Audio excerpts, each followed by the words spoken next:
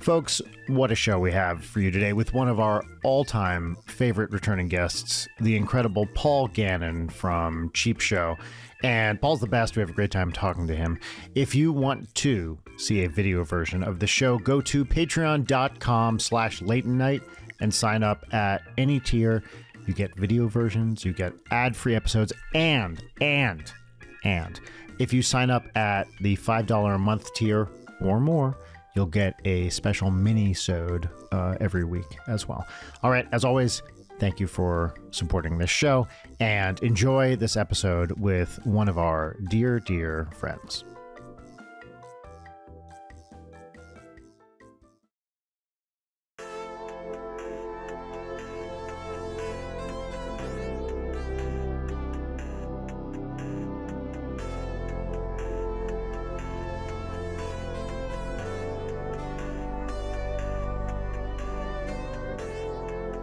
Well, you both look like you're ready to get on a boat of some sort.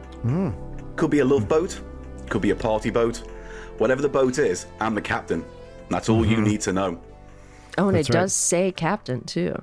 And like all He's good the captains, captain. I like to go down on the boat. No, wait, down on the ship, down with the boat. I need to work on my maxims.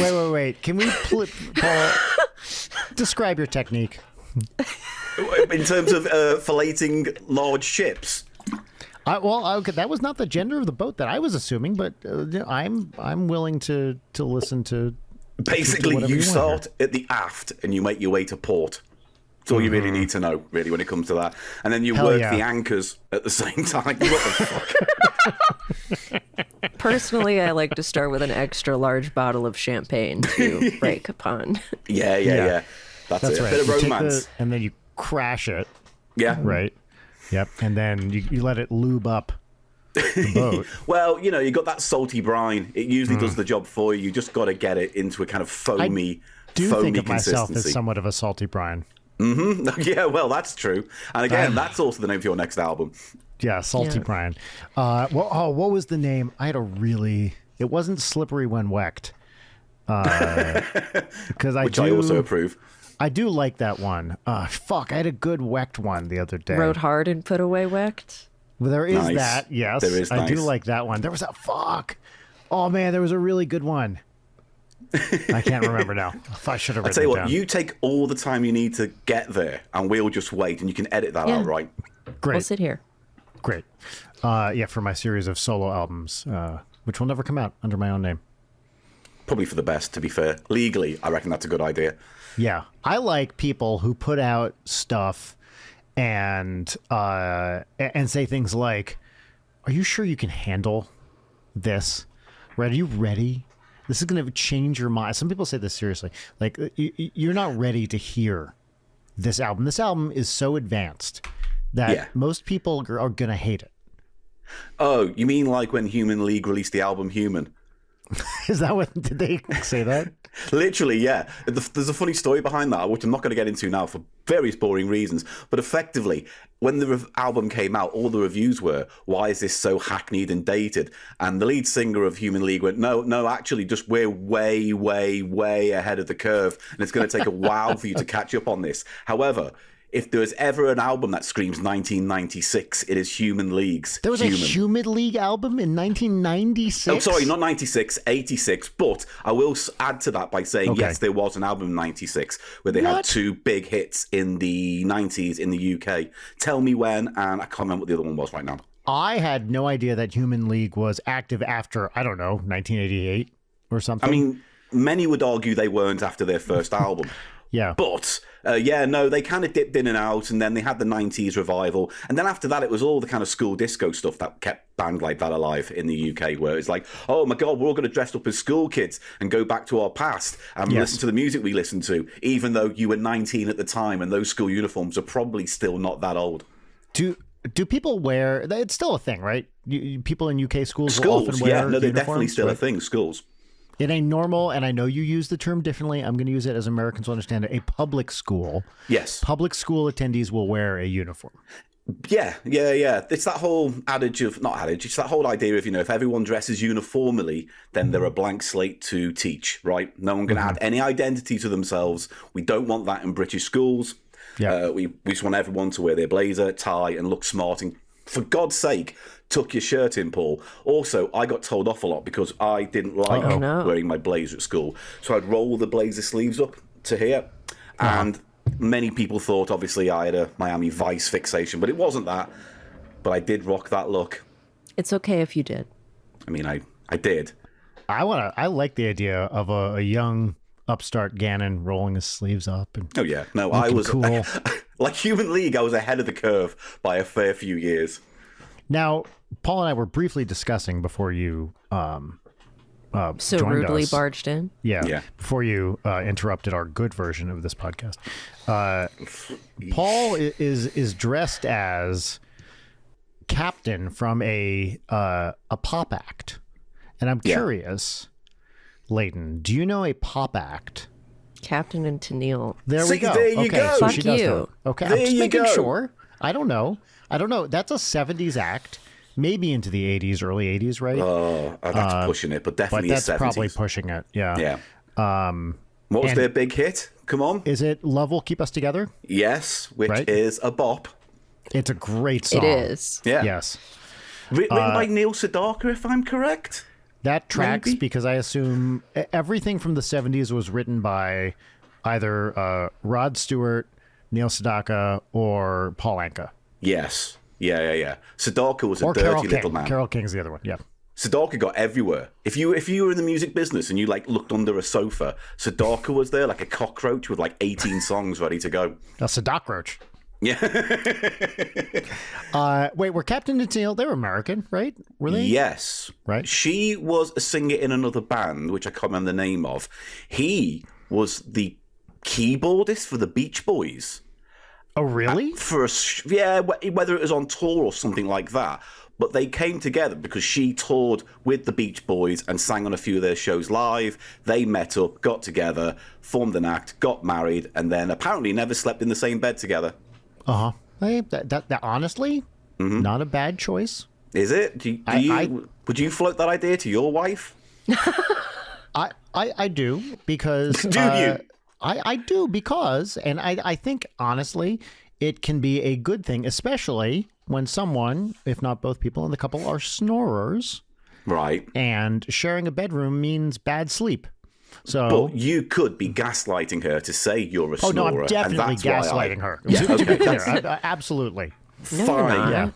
Yeah. Or I have to move into the room next door because you have night terrors, dear. Just howl at night around 2, 3 in the morning. Terrible, Yes. haunting, soul, screechingly terrible screams. And I just need to move next door. I actually suffer from bouts of screaming night hyper-rationality, where I wake up in the middle of the night and carefully explicate arguments that would destroy any normal person if they heard them. Do you think you could make that into something beneficial for mankind, or is it just I something think it you is do? by virtue Yeah. of the No. fact. No, it's great. Everyone. What I could do is I could tape them. Yeah, that's a good. You Wouldn't could it be great? transcribe them. It's true. Maybe I could transcribe. Wouldn't it be great to be able to record this podcast late in our sleep? So I'm going to propose No, something. I'm vetoing that because I know what I dream One about. night, we just leave the mics on, and you sleep, and I sleep, Actually, And- now that you say that, yeah, I'm in. and we're not listening to each other because I don't think could keep that awake. Unless something really fucked up is happening on psychically. Right, because I know you have. So, Paul, I don't know if you know this about Leighton. Leighton has a very active internal nighttime life. Okay, that makes it sound And- more ominous than I think it Interior really is. nightlife, if you It will. is interior. Now, that is an album title. Interior nightlife. Yeah. Oh, hold on, I'm writing this down because I really like that. Interior nightlife. That's All business, great. no pleasure is the follow-up. Yeah. Interior Interior Love it. nightlife. That's really So- good. Yeah. Latent, what does this mean? What does this mean? Brian's talking about the fact that I have PTSD, and so my dreams are fucked up. No, I'm talking about the fact that you have dream lore that Oh, that's persists. true. Do you That's have true. so there's canon to your dreams? Sort of.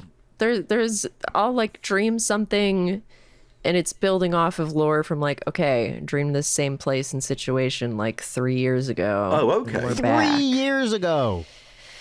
Yeah. And I'm a very meticulous keeper of record of my interior nightlife. So, So we got a good idea this- of what's going on there. Is this something you can turn into like a 10-volume, like Mission Earth style sci-fi series? I read that. Did I read you? the whole thing. You are a yes. liar. That's 1.2 million words. No, if you either hate yourself more than we realize, or you're a liar. I am not. Well, He can be both. Two things can be true, as they True. say. Yeah. In high school with a friend, I read Battlefield Earth and all of Mission Earth. Wow. Yeah, That's impressive. Literally all of them. Now, I'm not going to say. I remember actually quite liking the Battlefield Earth book. Mission Earth, definitely.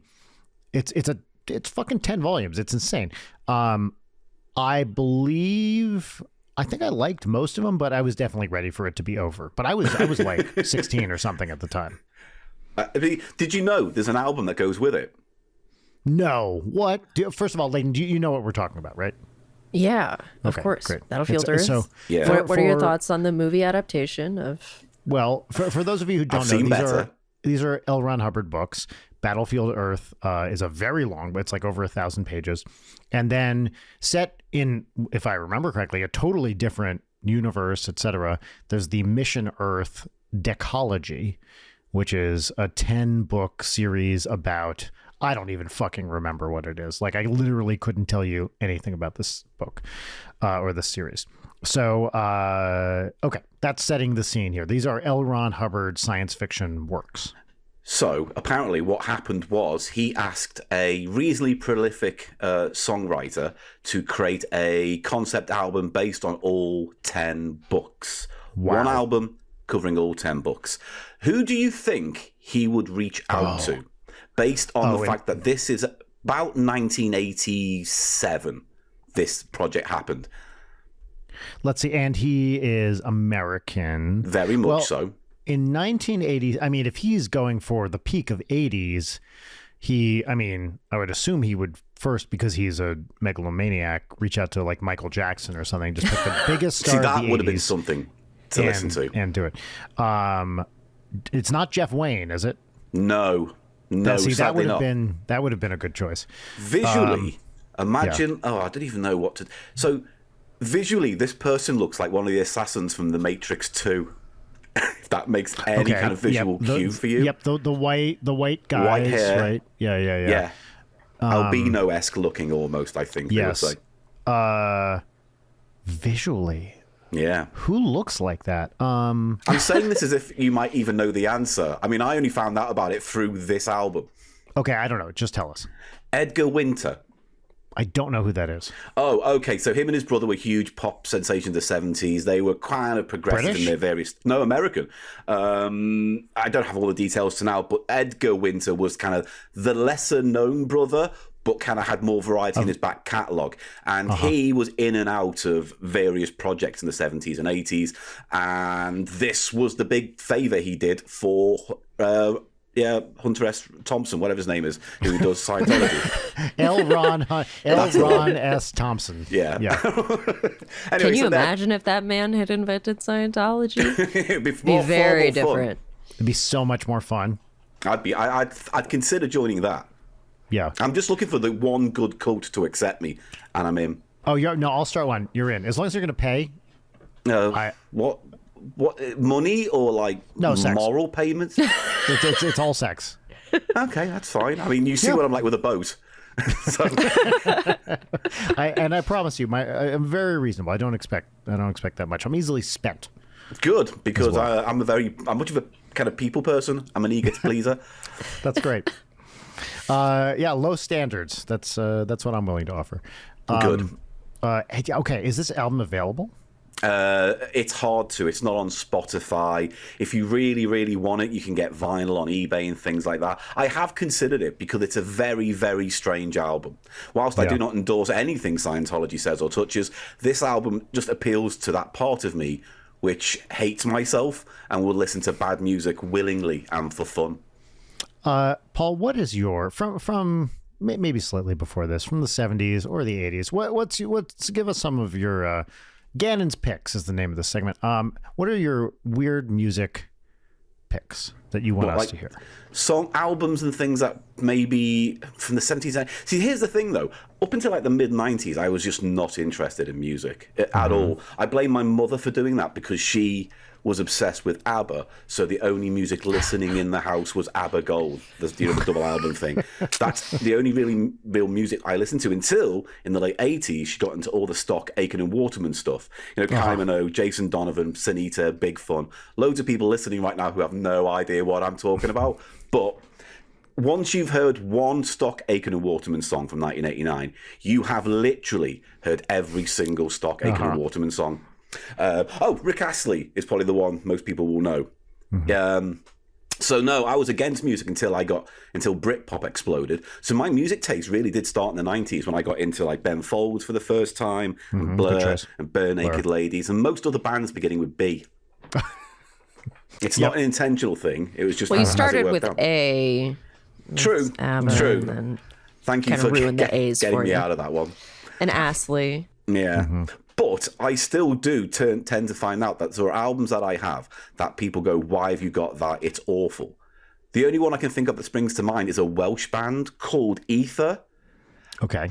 And they, again, I saw them because Ben Folds were on tour and Ether was supporting them. And they're just a very strange guitar band from Wales. I'm going to have to listen to this. I don't know this band at all, Ether. And that album defined like 97 to 98 or whatever it was when I was at university. When I hear that album back now, I can smell, I can see the dorm room I was in, the shitty hovel I lived in. It's indelibly stained into my memory. But would I recommend it? No. In fact, I had one of those memories of it, having a chat with someone at my university who ran the music part of the magazine. And I remember saying to him, I went to see Ether the other day, and they were really good. And he said, oh, yes, I hear they're doing interesting things with guitars. And it wasn't until like 10 years later that I realised that was an insult and not something clever. That's what music snobs say when they don't like your taste in music. I guess that's always a watchword if somebody calls something interesting. Yeah. Because oftentimes it can be true. Sometimes it's the most withering type of criticism. I totally agree. That era... that like Ben Folds era right around there, like mid to late 90s that stuff is fucking great. The Whatever and Ever Amen, Reinhold Messner, all that stuff is fucking awesome. See, I remember being disappointed by Reinhold Messner when I first heard it because I still like the upbeat Ben Folds. I still like him using his fists on the piano era Ben Folds. Right. But then when you got to Messner and they're doing, again, interesting things with pianos, it got to that point where it was like, oh, my favourite band's changing, and then they broke up. You know, so then you kind of latch onto him as a solo artist. And for like the longest time, I just wanted him to make that first album all over again. Yeah. But then I was missing out on the stuff that like Songs for Silverman, which again was an album that I didn't like at first. Now is one of my favourites, even though it's mostly ballads. Yeah. No, he's a great ballad writer. I agree. Reinhold Messner took a little bit to grow on me, but now that's my favorite Ben Folds album by quite a bit. Army's always my favorite. When people say, what are your favorite songs? Like top 3 is Army, because I still get goosebumps when the horn section kicks in halfway through that song. Yep. You know, I may have told this story on the show before, and I may indeed have told it to you, Paul. Let's do it again. Yes. I like it. I was about to move out of San Diego. I was finishing grad school, and I was in a not great relationship with a very clingy girl, and had contact. You know, we weren't together for that long, but it was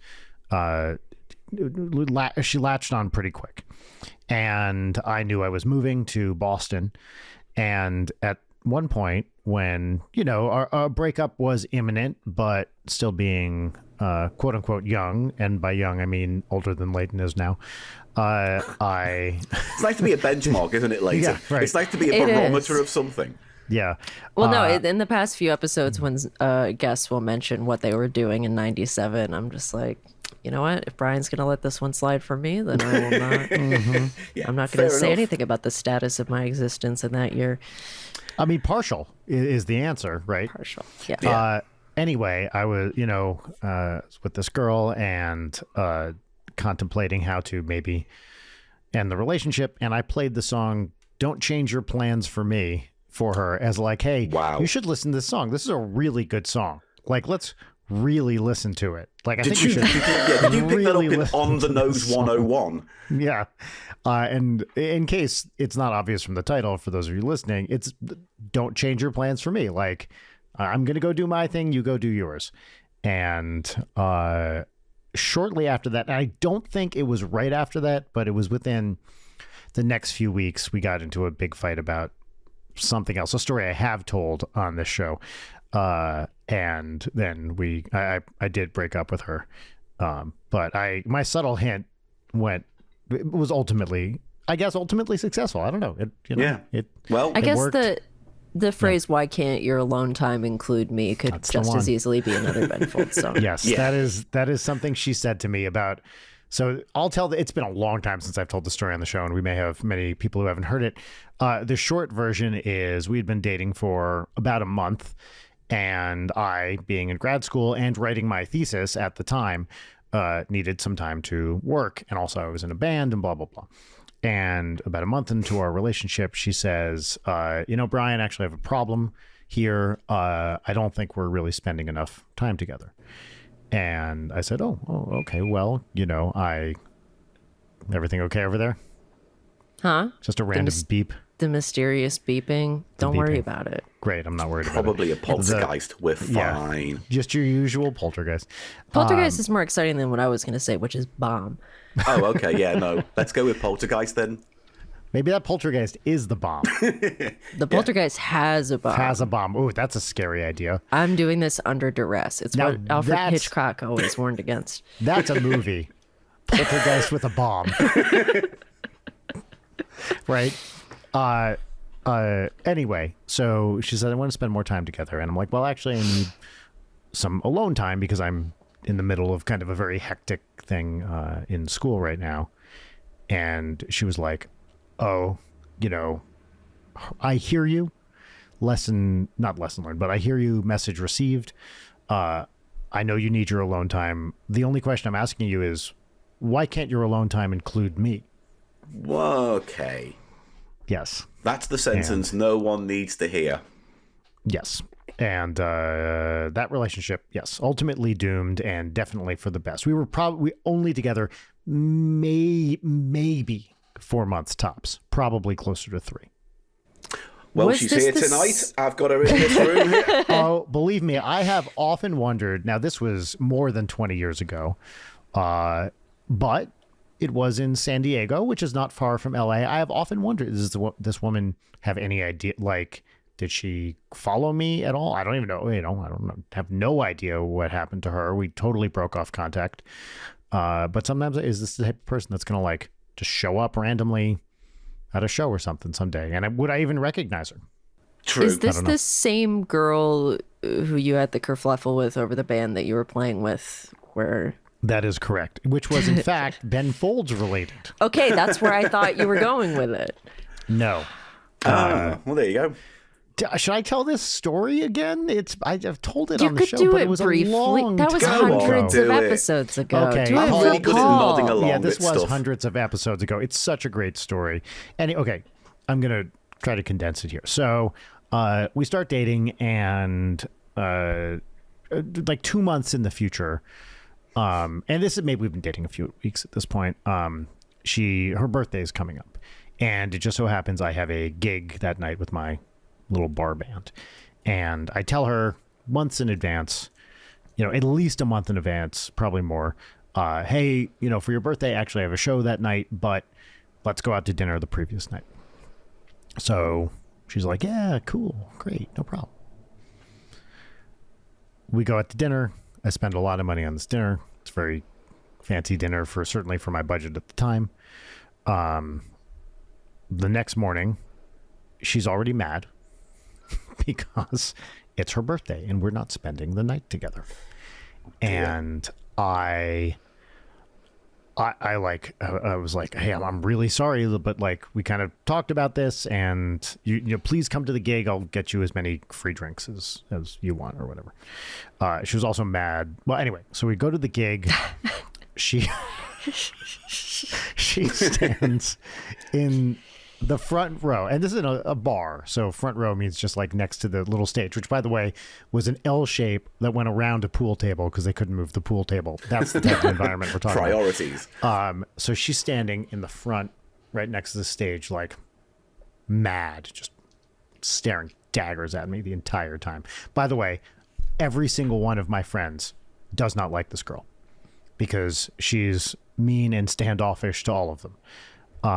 Because she views them as a threat to my time, right? And pulls her shit time like with me. this. And pulls shit like this constantly.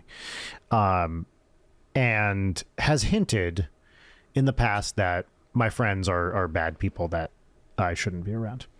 Anyway, one of the songs we covered in this band was Song for the Dumped by Ben Folds 5. And it was, a big piano section. And it's one of my big moments in the show. So I'm like getting ready to play it.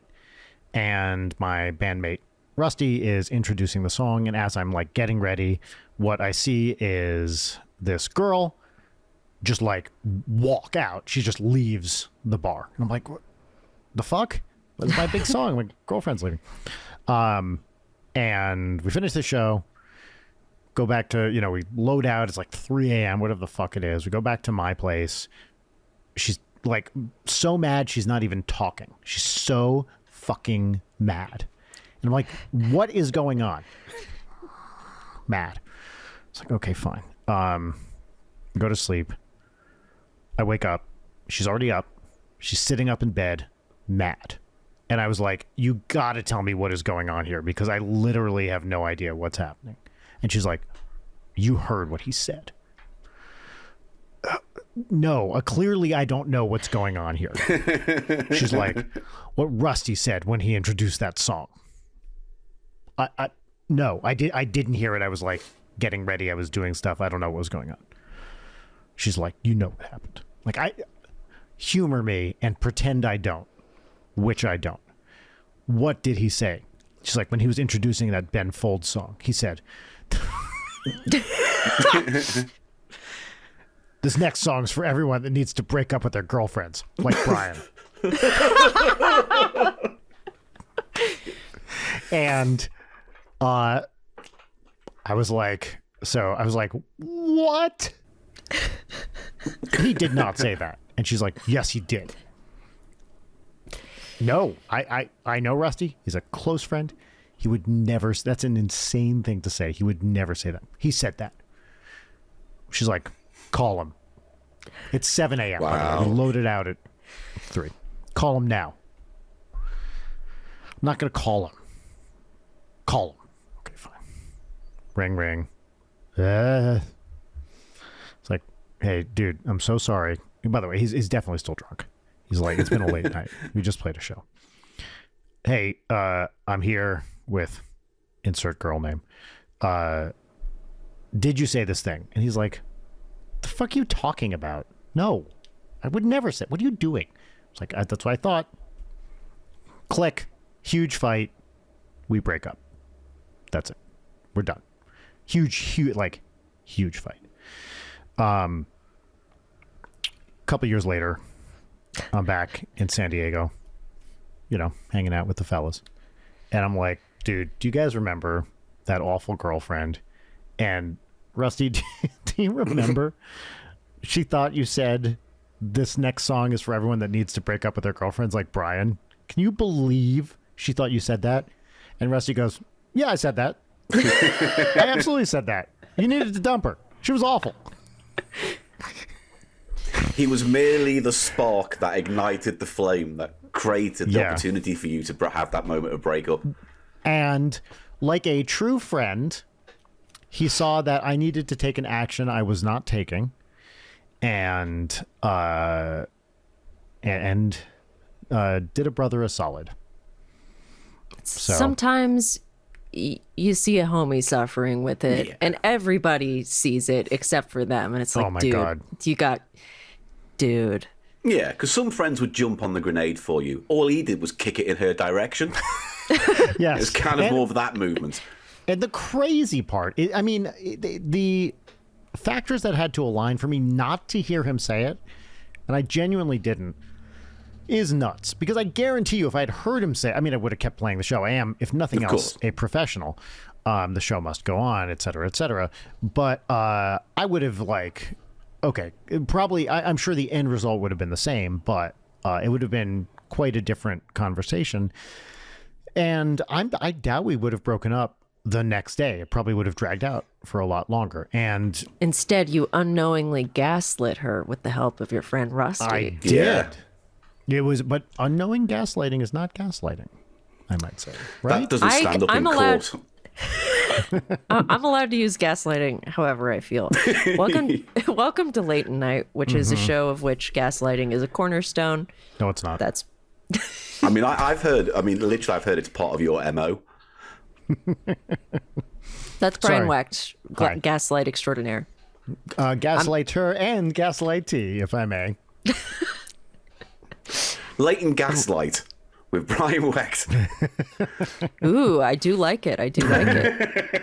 Done in the style of the Gaslight poster. You need a character, like a hooded character, the Gaslighter. Yeah. If only I played some kind of masked, pseudo-hooded character. Oh, mate, don't do that. That's so tropey. It's like such a done idea. I mean, I wouldn't go near that idea with a massive barge pole, but to each their own. Mm-hmm. Well, Leighton, you were about to say something, I think. Yes, I was going to say, I almost said your name and asking you to introduce yourself, so that wasn't going to work. Mystery guest, who we're pretending we don't know and we haven't said your name. Who are you? Hello, my name is Paul Gannon. And is this my, fifth appearance now? Something crazy. It may well be. It's at least 4. At least 4. I'm a podcaster and a radio producer. And that's it, really. I'm handsome. One of our favorite guests. Yes, indeed. Thank you. And a truly dear friend, wonderful person, has been live in studio here That's not true. too long ago either, about 6-7 months ago. 6 months ago, when I popped over and saw you all. We go way back. And it's always nice to come back. So thank you for having me. Because I appreciate that my patience with people runs thin at times. So, well, it was perfect because Leighton about a week ago was like, I really want to have Gannon back on the show, and you were celebrating a milestone in the very near future, and I thought it would be a fun opportunity not only to have you back on, but to celebrate a big anniversary you have. It's been 5 years since I had my gallstones removed, so I'm going all out. No, that's obviously not true. Yummy gallstones. Yummy gallstones. Fry them Willy up. Willy Wonka's multifaceted, multi-flavored gallstones. So the podcast that I drone on about, CheapShow, where me and my co-host Eli Silverman go for the bargain bins, charity shops and pound lands of Great Britain to look for the treasure we find amongst the trash, has been going for 10 years. Has been going for 10 years. As of the 13th of June this year, we will be turning 10, which, funnily enough, is Friday the 13th. So, apt. And we've got 450 episodes coming up. And we won an award 2 weeks ago, which is the first award we've ever won. Just took 10 years to get it. For what? Can I remember that? Is it the Golden Lobes? Yes, it is. Right? Yes. Hang on, let me get it. For all your patrons. There we go. See it. The plaid on plaid. I love it. I'm back. There we go. Look at this. So it's beautiful. Now, I saw you posting about this, but I did not do enough work to actually learn what is a Golden Lobe. It is an independent podcast award in the UK. It was started by a comedy company called Giddy Ant. They run a thing called the Cheerful Earful Podcast Festival, and we've done their live shows the past 2 years. We're doing our one this year, and we just thought we'd apply for a few rounds. We were nominated for 3 awards, but we won this one. And to be honest, out of all of them, it was the one I wanted most because I think it says a lot about my podcast and its audience than any other. What was it again? What is the specific award say again? So, I mean, Christ, to be fair, the one thing I hate about this award is the title of it because it's called Get it over with. The Grower Not a Shower Award. Effectively, it means best independent podcast in that, yes, you might not have thousands and hundreds of thousands of listeners, but the audience you do have it is loyal and reciprocal and sustainable and all these kind of things. So effectively, it just means like best cult podcast. Paul, you're a man I watched get recognized at Disneyland. Like it's, you have fans. Yeah, but you also got recognized at Disneyland. And you have more fans. Okay, and true, but you it's not a didn't competition. get yelled at as much as Paul did. No, that's true. Paul got annihilated with facts and logic. That is still the most haunting day. It's the ongoing trauma of that day in subtle, nefarious ways really got to me. It's so funny, though. I was going to ask if anything like that had recurred since that wretched day. I've had a largely lovely time. No other theme park, no other people have treated me like that. It was just to be in the happiest place on earth and yet have a massive crisis of conscience is quite the head fuck. In my mind, you keep visiting the various Disneys around the world, and that exact thing happens, but with people speaking different languages, and with a guy that looks exactly the same, like every or that series of events, I should say, with people that look exactly the same, and it's just this like, the universe is doing something to me kind of feeling. That would destroy me because I genuinely love going to Disneyland. Yeah, no, that's why I want it to happen. Yeah, of course you would. Of course you would, because your heart has ice in it. Your heart has been cryogenically frozen. The way I think about comedy and the universe, for every fan that you have, that's one less fan that I don't have. So I'm trying to siphon them off. I like to think of every fan I have is another fan you don't deserve. Objectively true. Joke's on you. I don't deserve any fans. Yeah, but you've got them, and you've got to look after them because they'll see you through. They'll look after you. Yep. And going back to the award, it is true. It's like we would not have been going for 10 years and 450 episodes without that audience listening every week. Again, we don't have the hugest numbers in the world, but compared to other independents, it's like we're very healthy, and it's been consistent for the best part of 8 years, really. So it's something I don't sniff at a lot. And so, it was nice to finally win something lovely. I do remember on the day having my phone out, filming, the nominees being read out, just so I could do a fake to camera, oh, we lost again thing. And I'm holding it up, and they say, and the winner is CheapShow. And I believe my reaction was, fuck off. Like that, as if...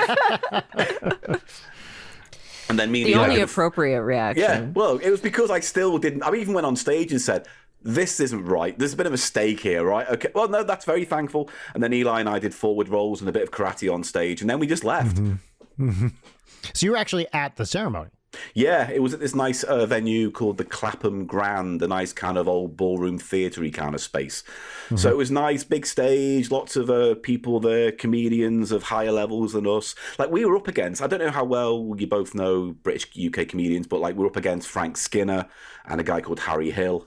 Harry Hill I've heard of, yeah. Yeah, in certain categories, and it was nice to beat them in that. So, it was one of those few nights me and Eli have where we look at each other and we go, yeah, well done, mate.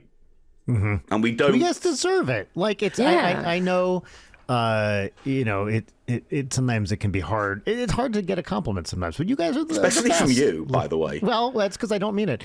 But what you do is you guys are awesome. You're genuinely funny. I think it's a joy to listen to. You have a great, this is going to sound negative, gimmick. You have a great kind of vibe. And I think it's easy to explain what you guys do. You have this very pithy intro to it, but that's what it is. It's great. Yeah. I think it's an awesome show. You prepare things, which is more than we ever do. Oh, God, yeah. Other than torturing ourselves with this thing, it's not like we prepare a lot. It's more that we tumble from one episode to the next because we have a PO box full of things that people have sent us that is taking up way too much space in my small flat. And so what happens is, but the day before we record, I just like literally put my head in a box, go, that, and then that's what we're doing the next day.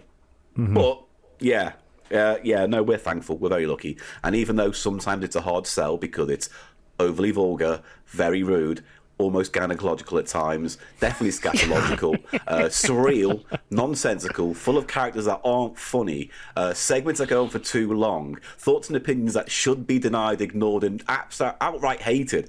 But it's our show, and it's absolutely our identity. And love it or hate it, this is what we do. And it is the Our thing ears that are you burning. have. We do. Yeah, We I do. know. Similar descriptors. Yeah. But you have built it yourself. I mean, the two of you, yeah. like it's just you two.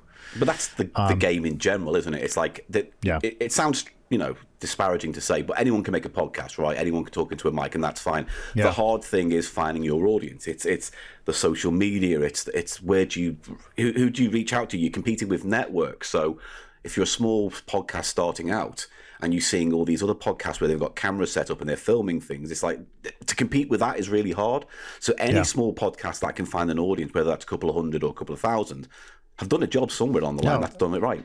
We think about this all the time. Like, we're very lucky to have the community we have with this. Like, it's great. That's why we keep doing it. Yeah, Now, it makes it worth it. understand- Sorry, please continue. I interrupted you, Leighton. No, we don't have as much of an organizing gimmick other than tricking our friends into hanging out with us on mic. Beyond that, kind of a one-trick pony. But it's a sexy pony, and that's the important thing. It's a very pretty Very pony. sexy pony. I bed think I eyes. speak for all of us when I say I'd fuck that pony. Well, That's a I've hot heard pony. your music, and that doesn't surprise me based on the content No, of it. it shouldn't. In fact, now- if that's not a song on your next album, Fuck That Pony, you've That done Pony. something wrong.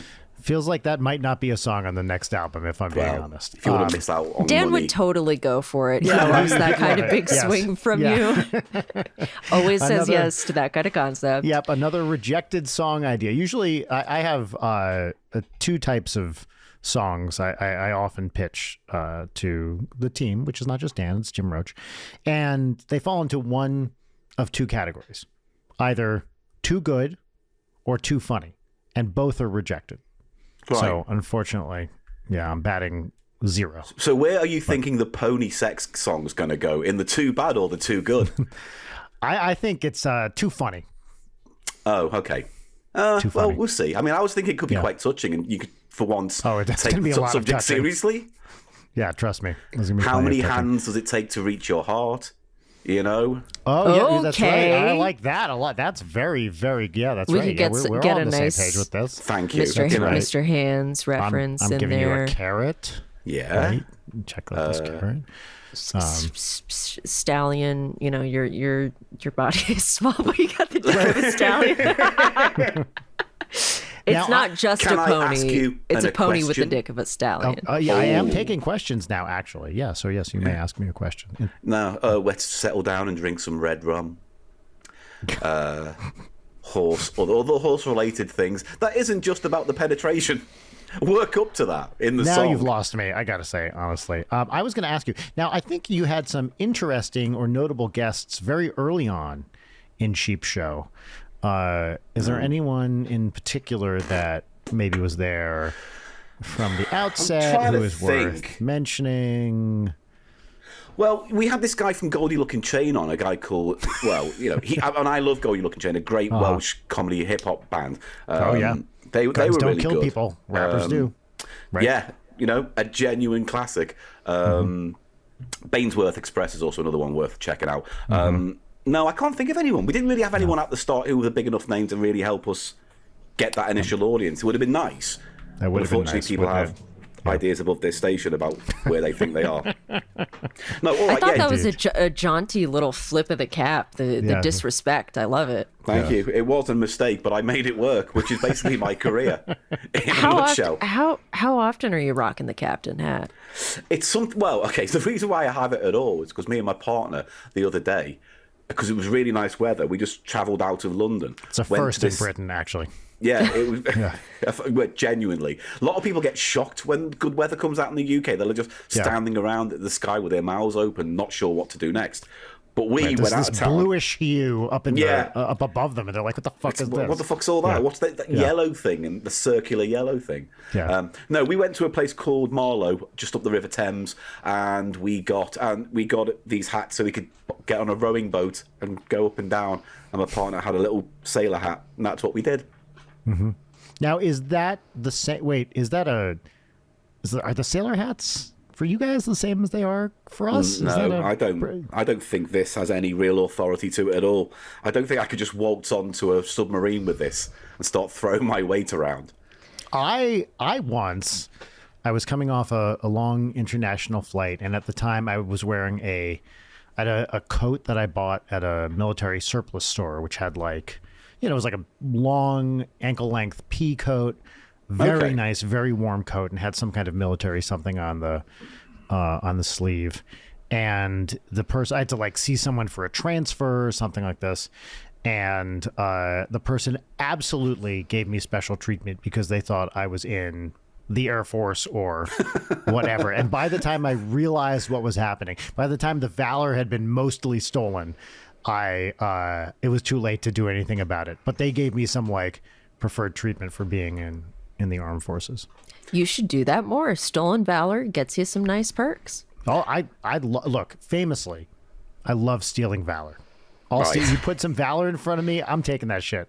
Mm-hmm. You do a little, just mine. Don't mind if I do. Yoink is what I say.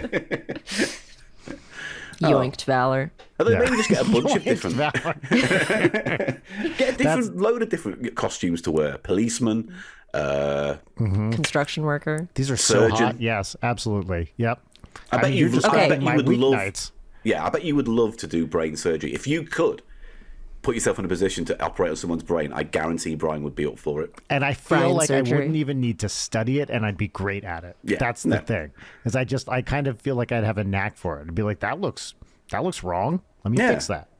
Gut feelings. Yeah. I have another song idea for you, or not song idea, but album title. Très Magnifique, Dishonorable Discharge. Had one of those the other night. Yep. Oh dear. I do like that. Yep. Yeah. That's great. I do keep as you know, Leighton, I do keep a running list of song titles. I know. Some of these will go on there. Interior Nightlife, actually, I think is really good, and I think really we'll like go on that one. I do too. I get this vaporwave image in my head when I see that. Yeah. Me too. Yeah. Me too. There Absolutely. Absolutely. Bisexual lighting. Nice. Mm-hmm. It's vibey. I feel like it's the top of a script, right? Interior Nightlife, a club in wherever, Don Johnson walks into frame. Yeah. It is that it's kind of thing. Little like the book Interior Chinatown. Yeah. I didn't watch that show. Did you watch that show? I didn't watch the show, but I read the book. Mm-hmm. It's cute. It's about like a sitcom character that becomes self-aware or something like that. Sort of. I don't think I could drill down on it further in a way that'll do it justice. Okay. But it's a fun metatextual exploration of race and racism in media. Mm-hmm. Just kind of roles people are forced into. Cool. I thought it was good. Great. Are we approaching segment time? Oh, not yet. We have so many more things to talk about. I know. Paul. We really do. I just am running on fumes right now. Well, if you want to flip that switch. We can flip the switch. I am happy to. No, I mean, we've been doing. I literally didn't write anything down for Peaches and Lemons and What's Poppin' because we have a stacked recording schedule this week. Really, I just need to shut up and. Okay, well, no, we'll go to segment soon, but I want to ask Paul. I mean, Paul, do you have any other pressing matters of the day you want to discuss? You're putting the onus on him. I'm just asking. I mean, I've got. No. Shut up. I need. I kind of feel I am now not wanted here. Oh, nope. This is me. Okay, Leighton, you got to step the fuck back right now because you're coming at me really hard. I already stepped back. I don't think you're hard enough on him. Shush. I'm trying to be nice and polite to our guest. That is not putting the burden try harder. on him. Paul, Much harder. Paul, Listen, learn, yes, Develop. I need everybody. This is I'm notes app, apology. I have the conch. I just want to know if you know Okay. what the definition of the word contrition is, and then we can take it from there. No, I'm pretty No, sure I've that's never fine. heard That's that all word right. before. I just thought Yeah. I'd throw that out there, just in case. Like it's an appetizer dish. Yeah. Yeah, that's right. It's a shellfish, I think. Like right? aperitifs. Yeah, it's like that. Yeah. Asking our guest if they have something they'd like to talk about is not putting a burden on them. If I said, "You talk now," that's putting the burden on them. Instead, easily talk for I any phrased it as a reason. Paul. I phrased it as a request, which is not a demand. But doesn't your mind go blank when you were presented with that sort of, and we've done so much build up to it. Not my mind.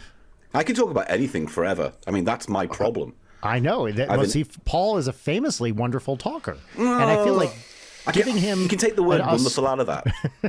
But giving Paul Gannon a soapbox, I mean, he's not going to have a problem. Well, I've got coming the up with peaches things and to talk lemon and stuff ready to go. So I've got that's a I've got segment. plenty to complain about. But we're not doing segments yet. We're talking. This is the pre-segment. Our show So this has, is the segue to the segment. That's right. So our show has Right. has 4 different sections, as we call them in pre-production. We have the body, which Right. is everything that leads everything, including introduction, that leads up to the pre-segment. Now, the pre-segment is everything that's before the segment, but after the body. The body Right, doesn't really we're- make sense as a pre-segment segment, though, considering the body would infer to me a whole of something, the more complete thing. That okay, noted. Thank you. The pre-segment lasts before the segment dismissed. until no, I didn't say dismissed. I expressed gratitude, and I want You that implied noted. it. Brian I explaining said, "Thank things is you." like Sting having sex. It just goes on and on forever. No one gets any gratification. Yeah. Well, I learned from the best. I went to I've taken Rachel took sex classes from Sting. Really? Actually, yeah. Okay, Although- well, we'll put a pin in that for now. Yeah. No, I've actually been meaning to ask her about it. The so the pre-segments last until the segments. Then, Right. so we have the body, Yeah. the pre-segments. That's the segment, section we're in now, Right. and then the remaining section. There are 2 other segments, which are the segments I'm not going to talk about yet because we're not at the segments, and we don't like to mention Right. the segments until we're thoroughly in segment land. All right. Yeah, So those are no, the I'm- sections I'm of the show. all We're in in. pre-segments. Right. So, Oh, like the I can- body, the I can- heart, and the mind. Got it. Yeah, that's right. I can resurrect an old segment. Oh, Paul, yeah. what's your gamer fuel? Gamer fuel! Gamer fuel! Put it inside your body and play some games! What are you drinking right Okay, now? good. See, good job. This is some weird IPA, which is a lager ale, pale ale, but it's got like melon in it. So it's like it's like a kind of melony, fruity IPA. It's a Melanie IPA. Okay, Yeah, very good. it's quite nice because I don't really like alcoholic drinks in general. Really, they have to be either very alcoholic that I don't recognize the flavor, Right. or too sweet for me not to recognize the alcohol. I get it.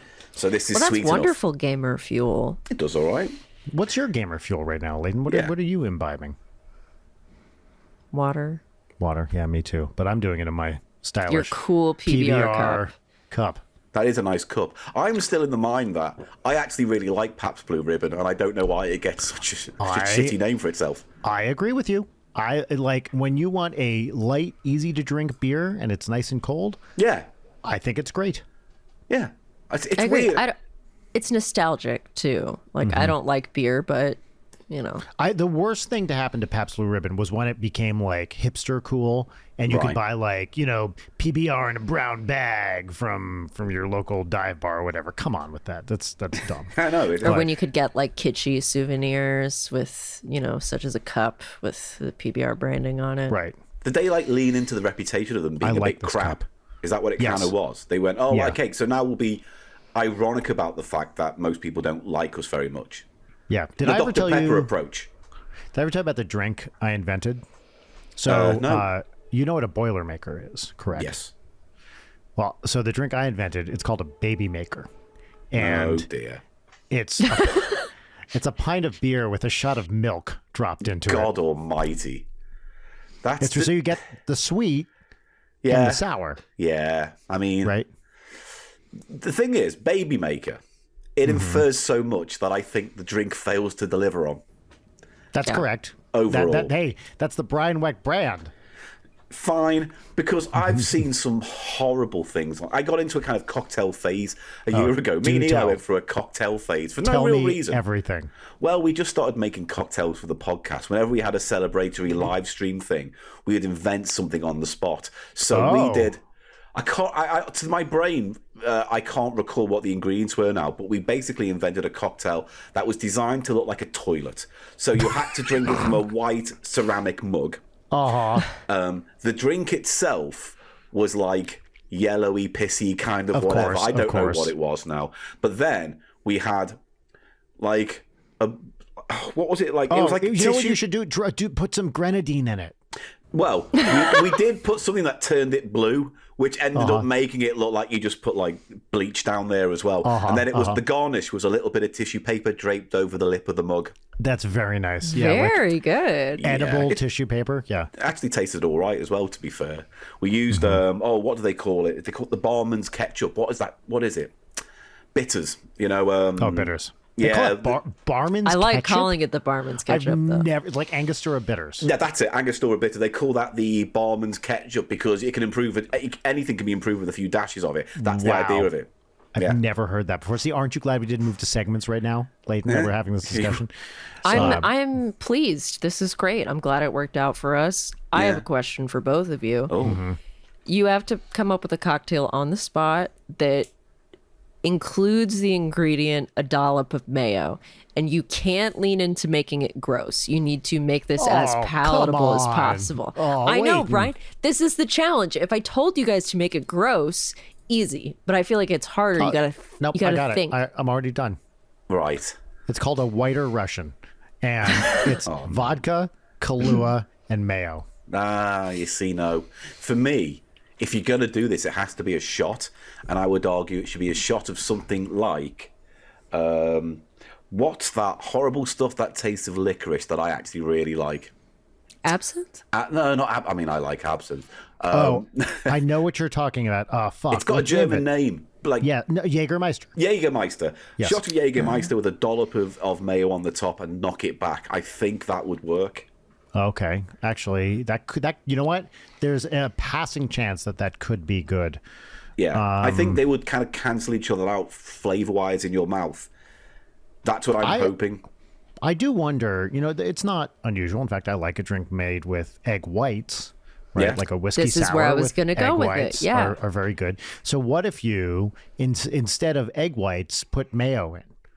Like a whisk, like a mayo whisk. I like think you serve the mayo with problem is a whisk sour. egg white naturally will foam. What you'll get with the mayo is either curdling or it will just break up into a spunky mess That is true. no one need drink. Yes. That's the name of it, Spunky Mess. Spunky mess, yeah. What's the And see? my next album. But mayo, you do put occasionally in baked goods. You can make mayo cake and things like that, right? It can make sure. cakes good. So You put it on the feel- outside of a grilled cheese when you're Yeah, cooking exactly. it up. What is the problem? Is the taste? Yeah, I mean, you could get away with it and put like a teeny tiny bit in, but that feels like cheating. Like you don't want to do that. You got to taste it, right? Or, no, I'm not going to suggest that. That was bang out of order, brain. Don't say that out loud. Right. I'm not even going to. I moved from cocktail to sex act with very little connective tissue. Well, that's so just we're going to move Saturday on. night for me, baby. I like this idea, Leighton. It's sort of an Iron Chef type thing where you propose a somewhat gross ingredient and you have to turn it into a palatable drink. Like Fernet. I don't know about palatable on that one. Yeah. God bless all those who try that. Hold on. What if have we Googled this? We're going to Google it right now. Mayonnaise cocktail. Which again is another great idea for an album title. Spicy mayo margarita.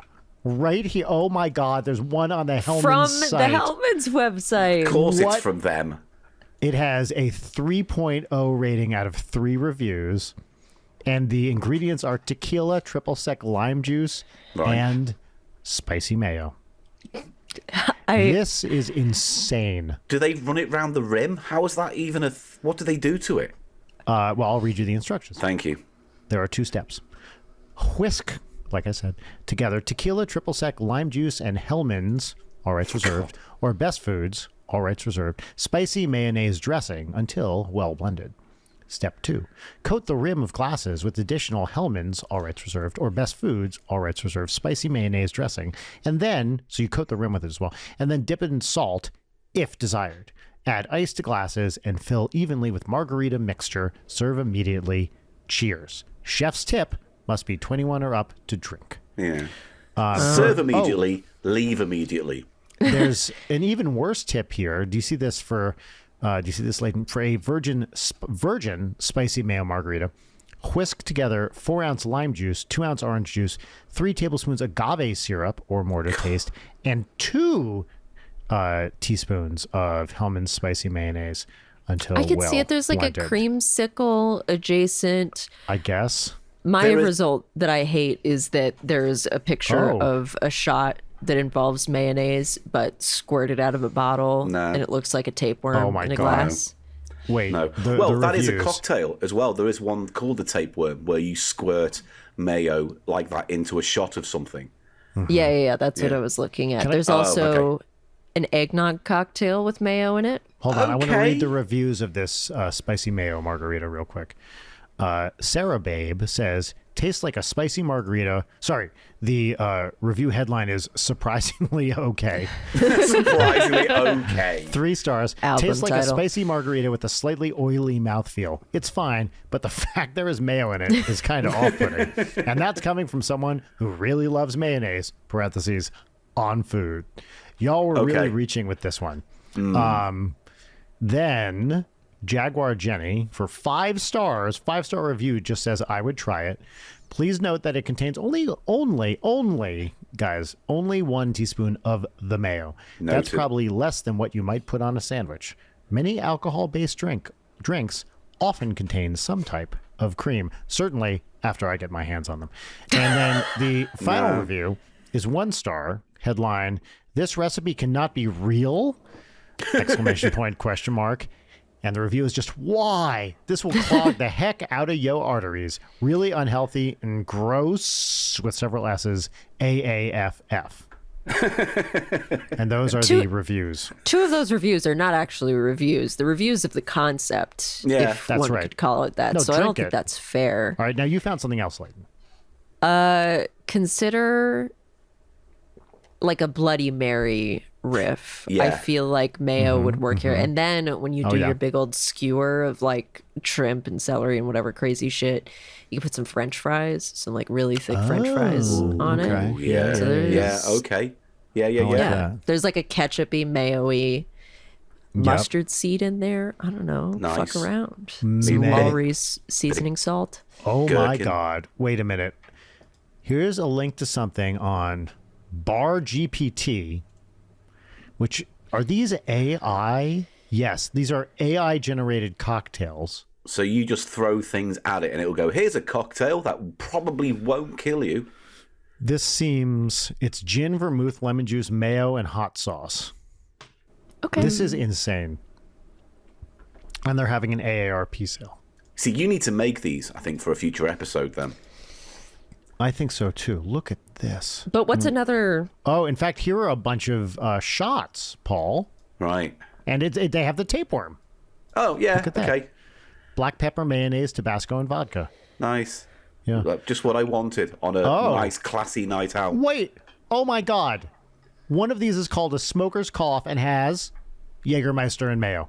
Oh. Well, what do you know? Look at this fucking guy right here. Just like Human League, I'm ahead of the curve. That's insane. What I'm trying to think of, like, what a different like ringer cocktail ingredient that you would have to have and create a palatable drink around. But I'm having difficulty coming up with something that's weird enough. Yeah. I mean, not ketchup. Ketchup's too easy.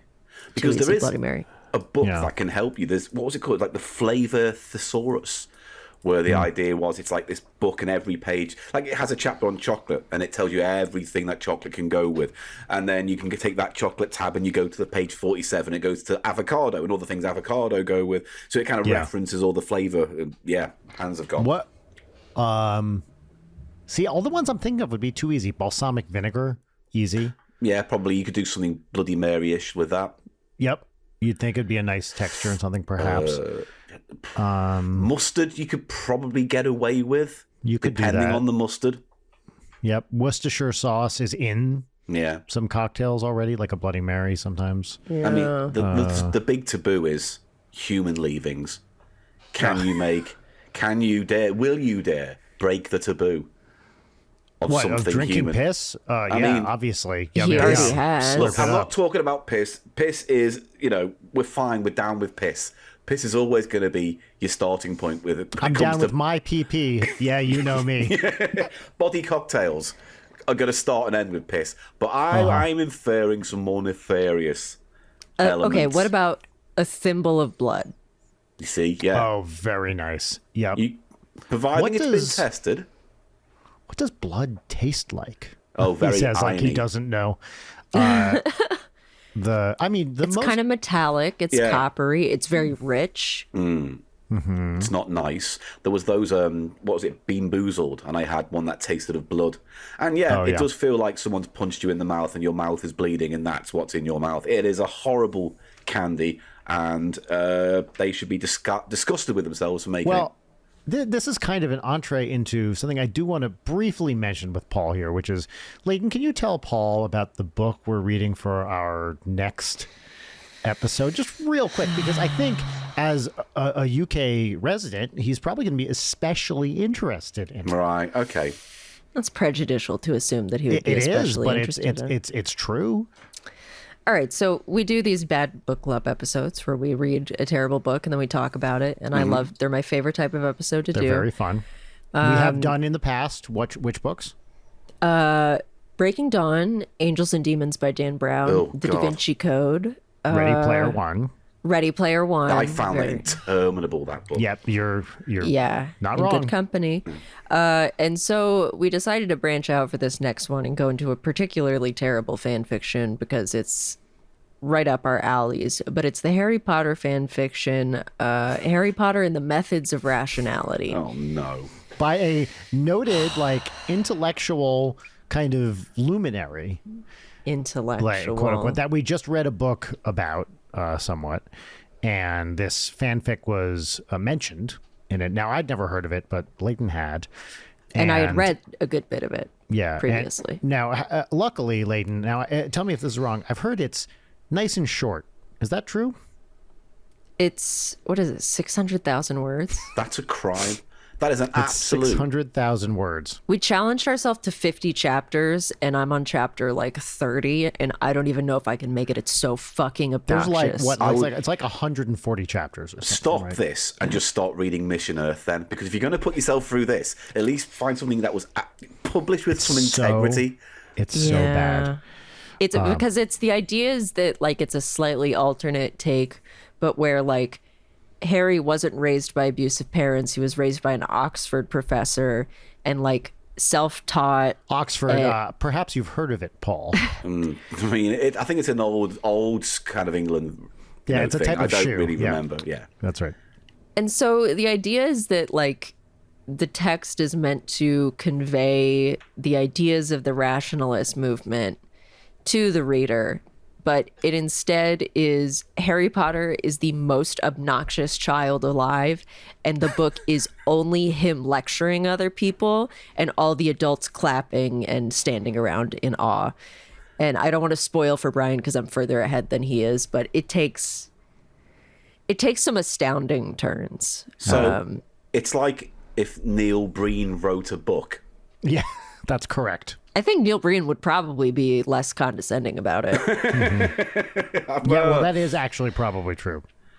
Because It's the most smug, self-righteous.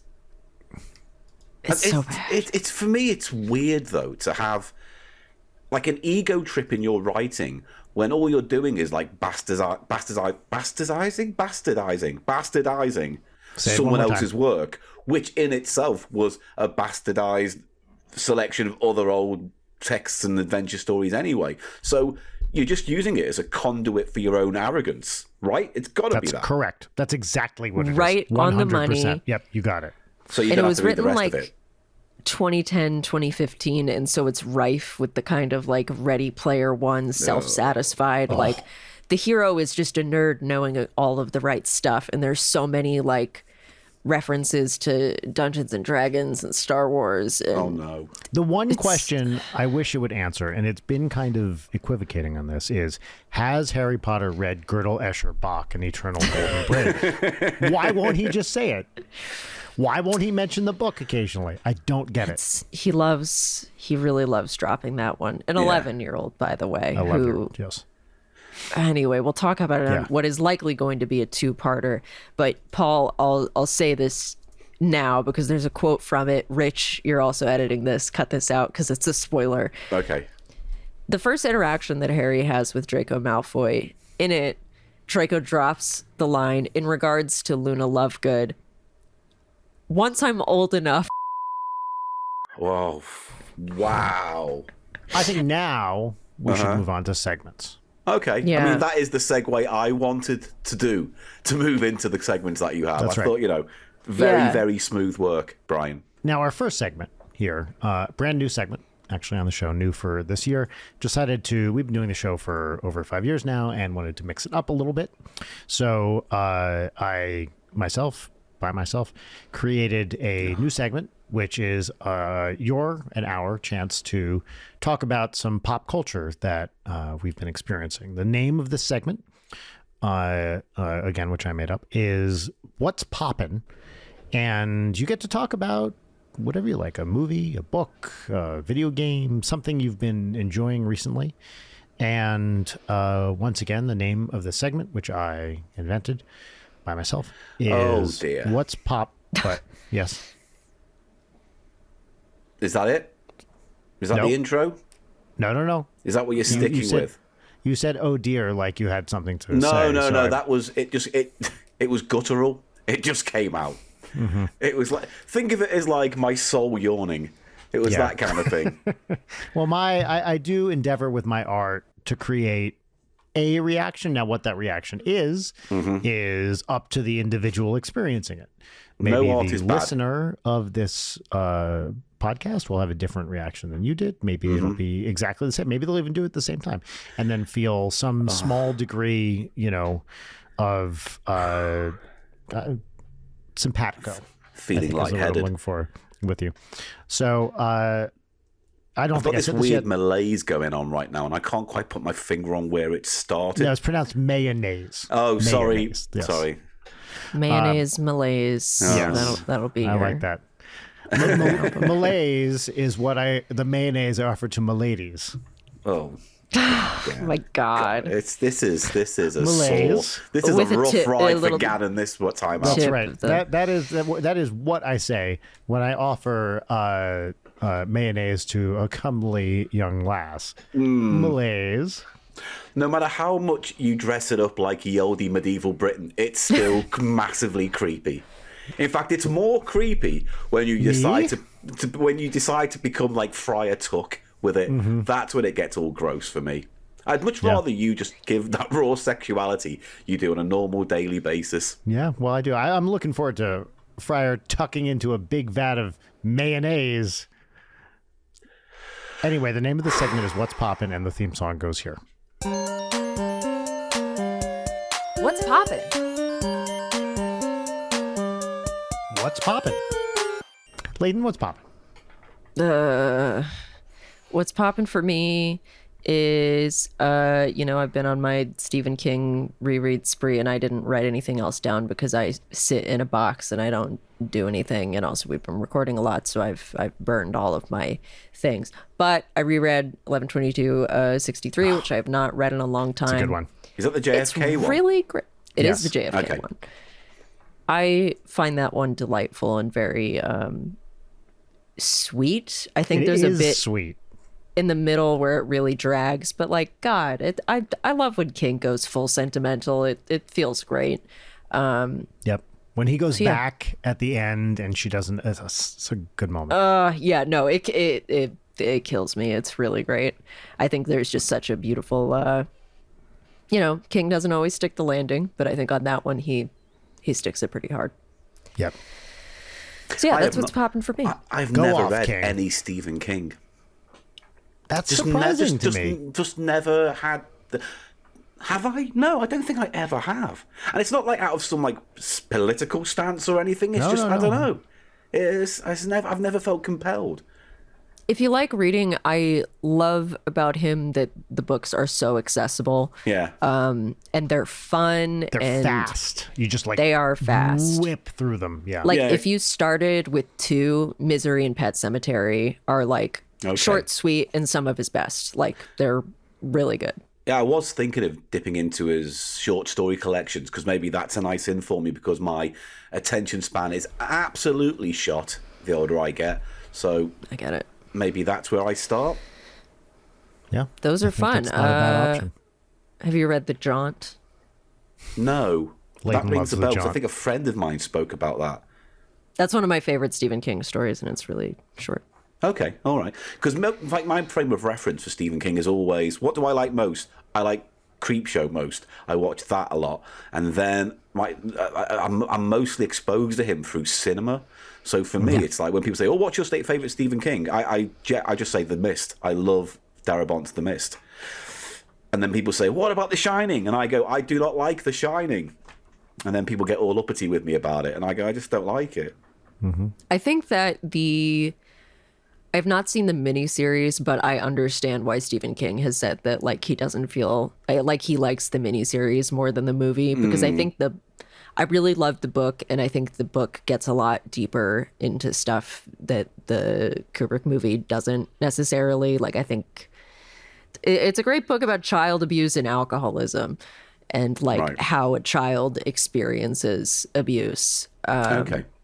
And I think some of that's kind of lost in the general vibe. I love The Shining, the movie, but still, it's different. Yeah, I get the impression with The Shining movie, it is a vibes movie rather than a text he wanted to stay close to. Yeah. So 100%. Paul, what's popping? Well, I could have mentioned the book I just finished reading, funnily enough, because we're reading horror, because I finally got round to reading The Legend of Hell House by Richard Matheson, who did I Am Legend, for example, okay. and a load of classic Twilight Zone episodes. Sure. But because I'm a huge fan of haunted house movies and books, I love the genre.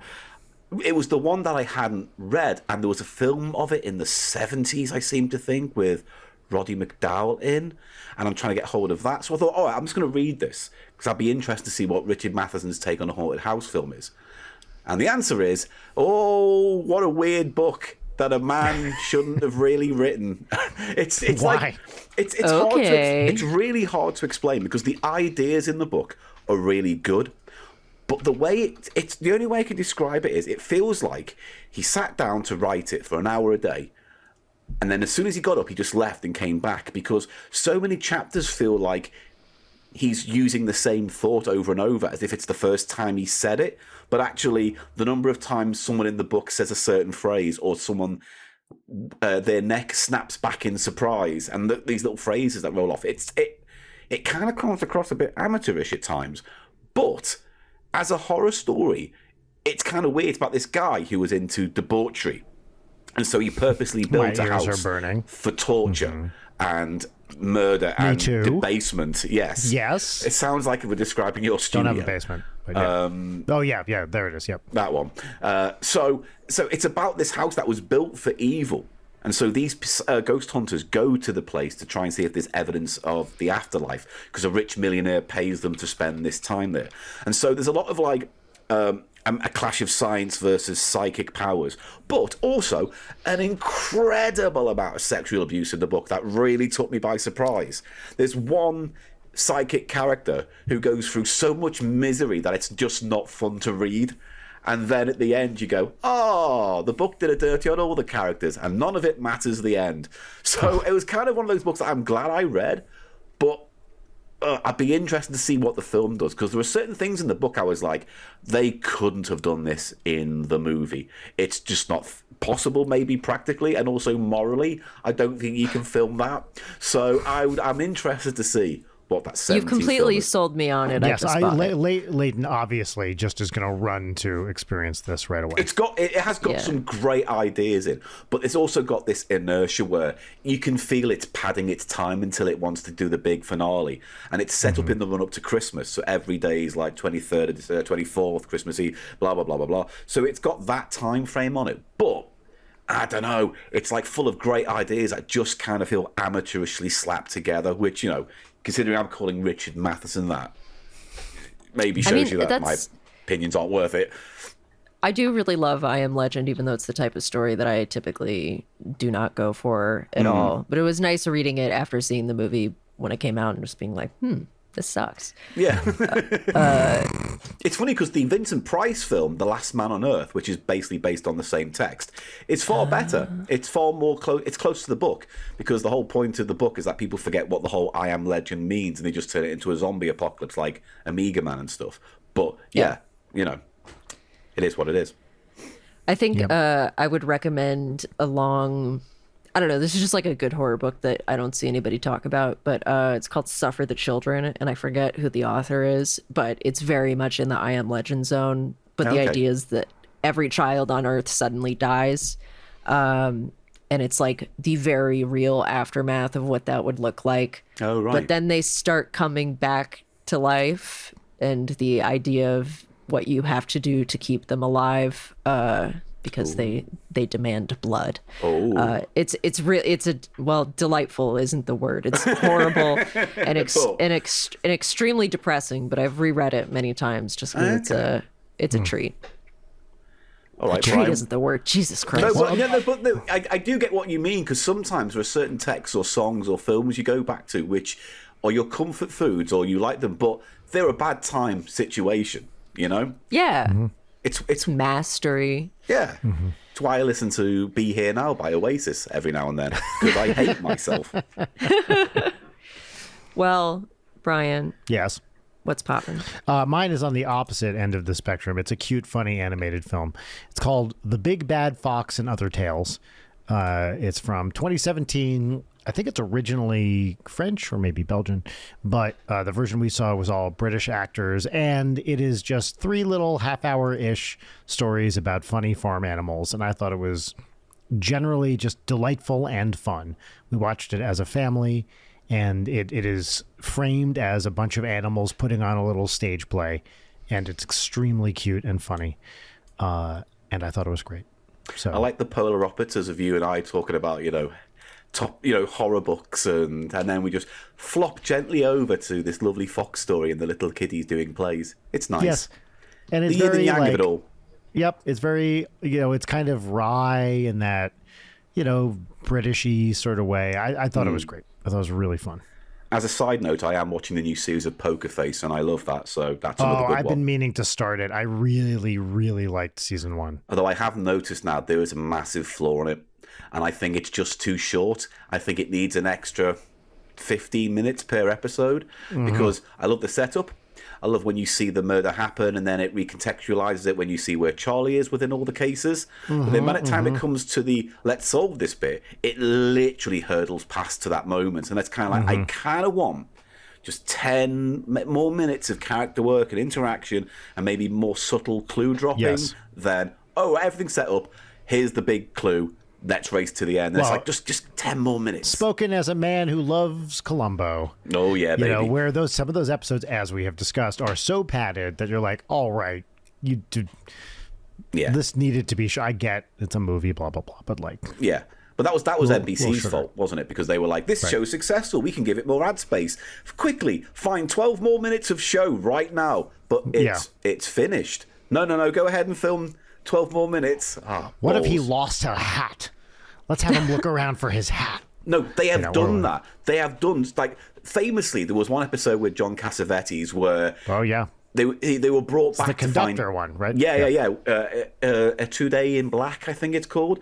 But there's literally a scene that they had to improvise because they didn't have any more scenes to film. It was all wrapped, and they said, no, we need to come back. So Peter Falk and him improvised this whole conversation on a stairwell about house tax and mortgage rents and the cost of living in the good life, and that's it. And then that's the scene. It doesn't really add to the plot, doesn't really add to the character, but it's nice to see them bounce off each other. But then, country-wise, you can skip forward to a whole scene where, for no reason,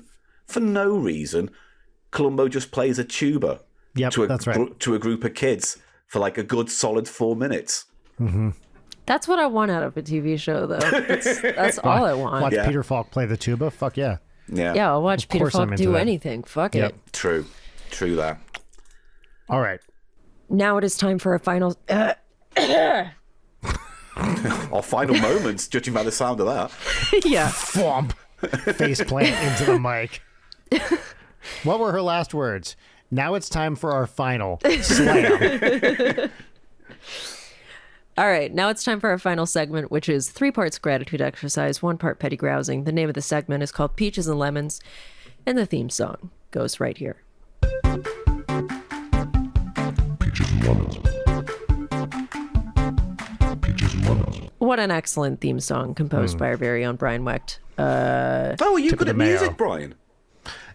Well, that's not for me to judge ultimately, but I do. That's just something you've never mentioned. I'm surprised that's never come up. I am too, honestly. I would say that, not to toot my own horn, my own tuba, as it were.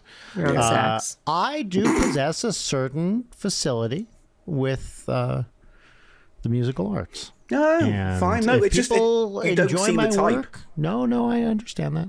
Oh. If people enjoy my work, that's very gratifying. If they don't, they can fuck right the hell off. Hey, nice. What a great thesis statement for this show. In it. So we will all start with the lemon, which is the thing that is a minor bummer or annoyance, and I'll start with mine that just for no reason I slept like shit last night. Actually, no, it was the fault of Harry Potter and the methods of rationality. We'll do it. I think I maybe got like 3 hours of sleep, and the kind where like in a cold sweat where I woke up and it was just like, how does this even happen? I'm freezing and I am in a puddle of sweat. Why and are I my can't thoughts stop. so clear now? Why am I so rational? Why am I making connections to explain magic in a logical and rational way? Anyway, so I'm pretty wrecked today from that. That's my lemon. I'll go next. My lemon is, now we're approaching summer. It's getting quite hot here in Los Angeles, and I'm 50 years old. I never know what shoes to wear with shorts because every single pair of shoes I put on with a pair of shorts, I feel like I look like an actual maniac. I don't like wearing flip-flops. I'll wear them, but I really don't like it. Any other shoes, I just never know. Literally every time I'm about to walk out of the house in shorts, I say to Rachel, do I look stupid? Because I feel like I'm always making the wrong decision. You're going to need to be more specific, though, when you ask that question. You're going to need to be way more specific. Yeah, well, I am typically wearing my dunce cap and my clown suit. Yeah. The socks are also a mitigating factor in this situation because, like, what length do you even? Well, that's part of what I mean. Is it like the socks always feel wrong? I will often wear, like shoes with no-show type socks. I hate wearing no-show socks, but that feels like it's the best option. And here's the fucking kicker, okay? I watch other people wearing shorts and they look totally fine and seem like they're making good decisions. And do I have the wrong shoes? Is it just totally me being self-critical? I don't know. But every single time I put on a pair of shorts and I have to pick my shoes, I feel like it's a lose-lose situation. This brings up a question that I've been ruminating and wanting to spring on one of our guests, and I guess I'll go with it now. Either, I guess this is a would you rather. Okay. You can only be barefoot for the rest of your life, and you can put your foot in shoes. That's allowed. Or socks forever. Ooh. And I don't like what my answer is. Wait. So you can never wear if it's socks, you're not wearing shoes with those? No, you can wear shoes with them. Either way, you can wear shoes. It's either but the a question sockless is life or a life filled with socks. Besocked, yeah. Yeah. I think I would probably live a life without socks. Because sometimes I feel like socks are really suffocating to my toes, and if I don't let them out, I'll scream. So that's what I think. I would rather live with that freedom and take the risks involved than know that my feet will forever be swaddled. Yeah, I agree. I get hot easily. I think I gotta. I don't want to be too hot in the summer. See, this is why I ask, because my answer that is knee-jerk and that I'm not happy with, but I feel 100% on, is socks forever. My lifestyle, I don't like being barefoot. You know, as a kid, I had my thing where I would run around on the asphalt on a hot day and run through creeks and shit. Like, barefoot. You know.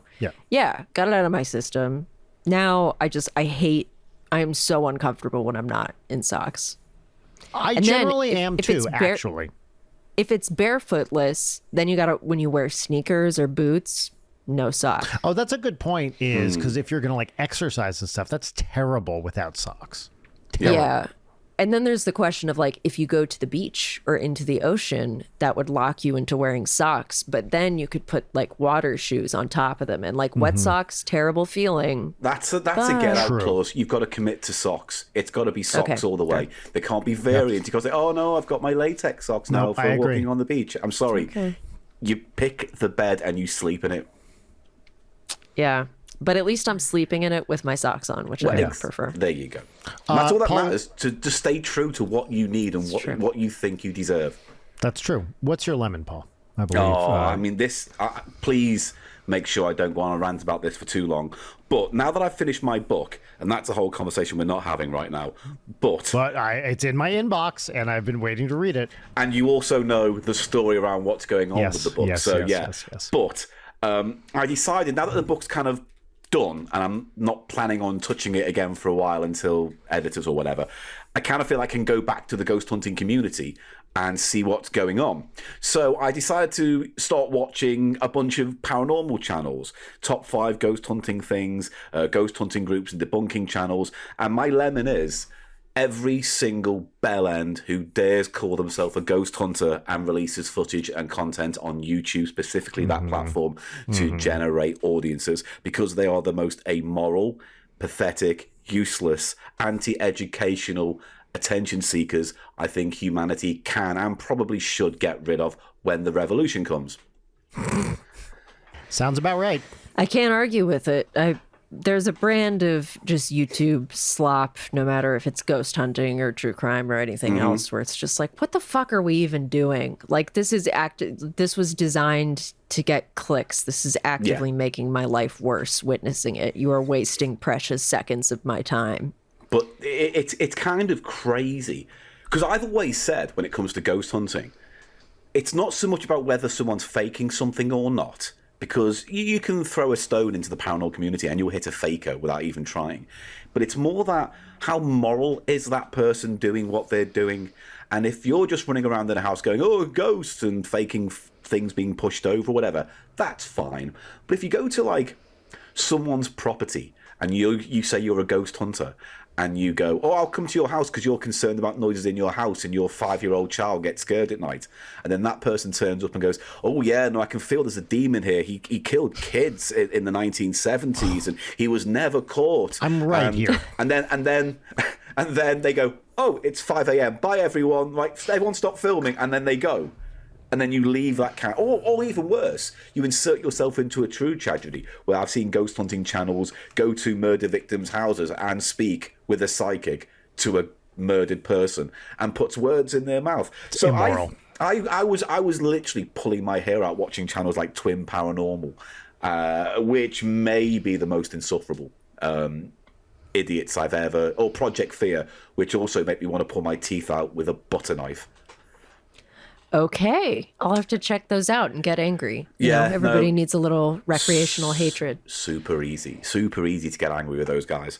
But if you want to see some debunkers who challenge all that stuff, and because here's the other thing about it is, for me, it's about media literacy as well.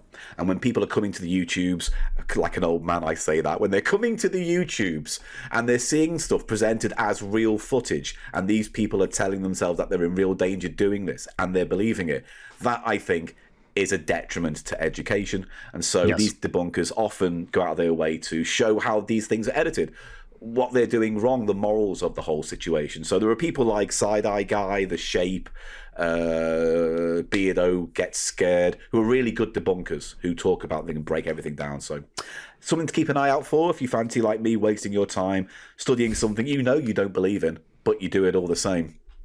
Have you read A Head Full of Ghosts by Paul Tremblay? I haven't, but I want to. It's pretty good. I haven't read it in a long time, but I like its exploration of ghost hunting and like ethical considerations of exactly what you're talking about. The reason why I haven't read that book is because my book is very similar. It talks about that, and I just didn't want to read that. Gotcha. Then end up accidentally parroting stuff back to him. So yeah, that's why I've left that. But yeah, I've got books aplenty here which cover similar subjects. So that's my lemon. I love it. One. That's a very good lemon. I agree. And now we will each do 3 peaches. I will go first just so I have momentum because I didn't write these down. I have this little deer figurine that I keep on my desk that I worry with, especially when we record, and it makes me happy because it's so cute. Very cute. I do like that. I got a pair. Jory has the other one, and I got them because it's like the deer and on the pamphlet and homebody. Cute. My second peach is, despite suffering through Harry Potter and the Methods of Rationality, I just fucking love reading. It's such an important... And you took some time off. Yes, and my life is worse when I'm not reading. And I've just been looking at Reddit considerably less and just books only. Improves your life. And my third peach is that I am back at work after a little break, and it's nice to have structure again and be chewing on a different creative thing. So...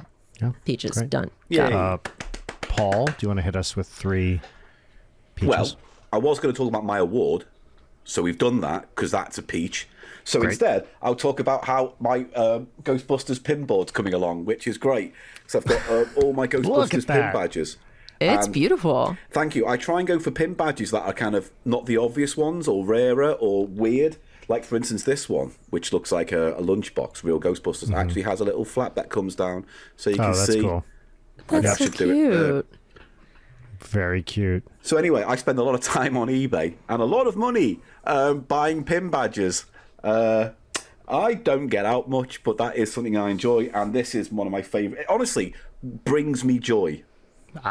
Clearly, I love it. eBay rules. When you're looking for a specific thing and you just find the problem one, I have, it's amazing. The problem I have is sometimes I go, oh, I love that pin. It's $12. Yeah. Postage and packaging $40, and I go, okay, maybe. You live on an island.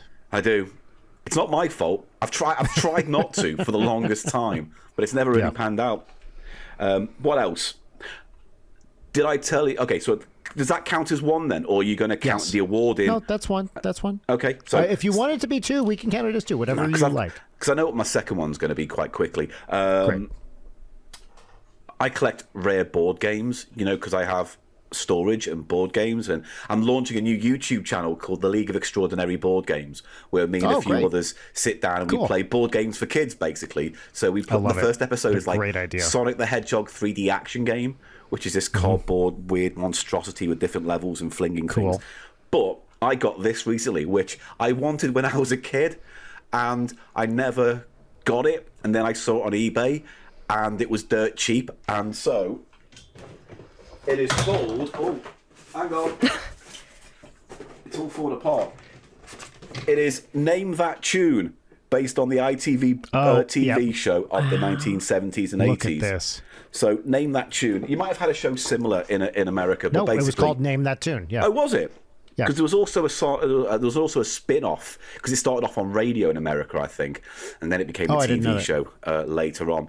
But Because the way it worked here was I can name that tune in 3 notes. Yeah. That was the thing. And then they'd, okay, name that tune. And then they would, have some kind of structure around that. But you basically got to wager how many notes you needed to name the song.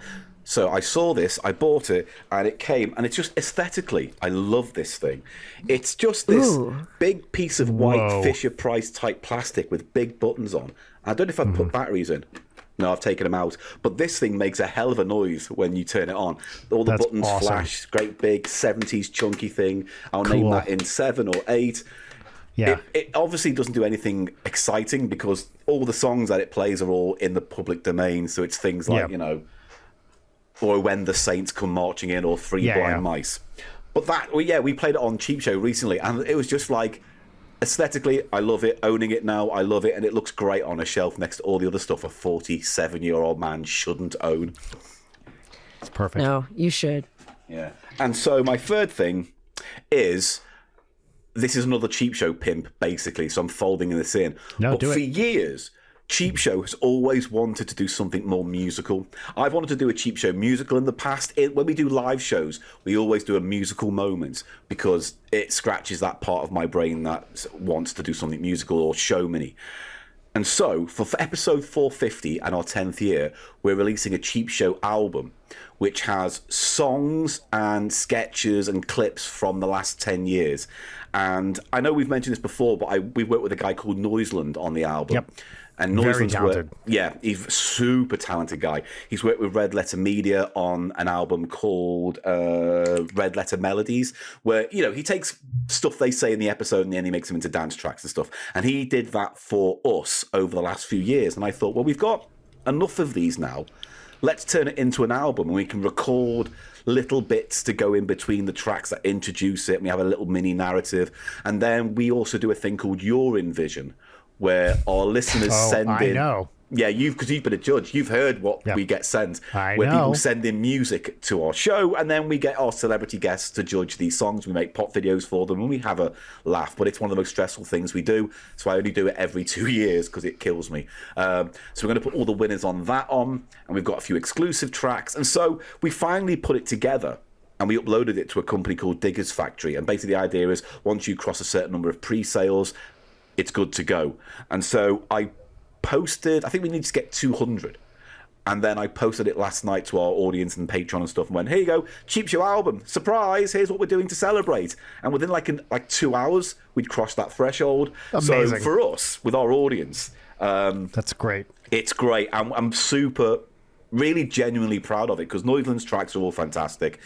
The Your Envision stuff's fun.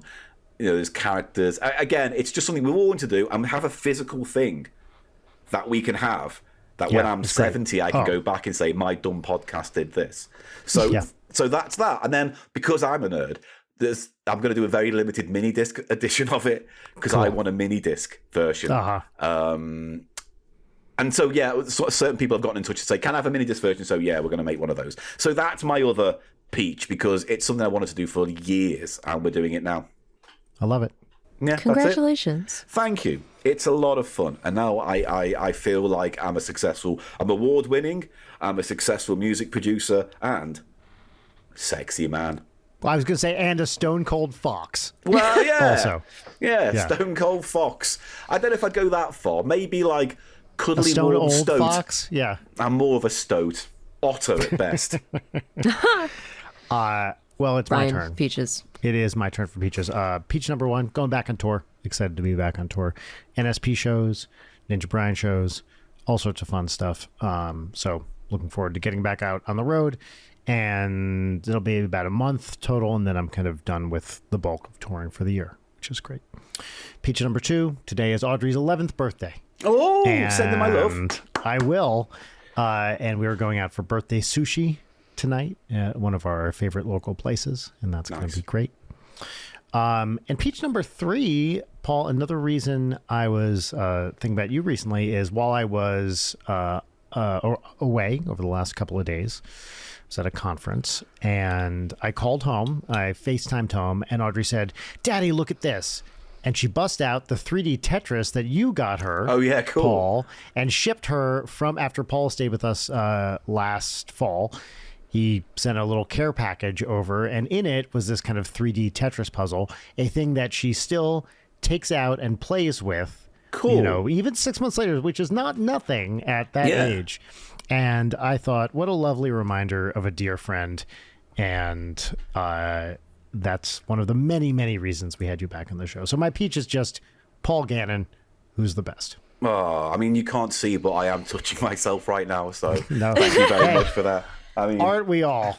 I'm certainly at pre-cum stages. None this of our enjoyment. hands are visible. No, that's true. That's true. No, but you know what? Pre-cum, just like in Minority Report. Yeah. No, that means you have I can't premonitions. believe that's what got me. I know. I can't believe that. That's one of these things where I can imagine someone doing where you just lie in bed at night knowing when I'm about to come. That's All right, good. That's what they did. Having an emission premonition. Yeah, and a little testicle rolls down the thing, Yeah, right? that's about right. Yeah. Sadly, We these have a days. red testicle. Well, I liked that we had a really beautiful, humane, loving moment that we immediately undercut with jerking off jokes, Yeah. which is exactly how it should be. So, Exactly. I Paul, couldn't agree more. thank you No, for thank being you. here. You know I love coming back and having a chat with you guys and hanging out with you. So this is always a pleasure. Absolutely. And at some point we need to find a way to get you back on Cheap Show somehow remotely. We'll figure it out Please. because, you know, We would love Anytime. it very much. we always have nefarious plans for our most beloved of guests when they return.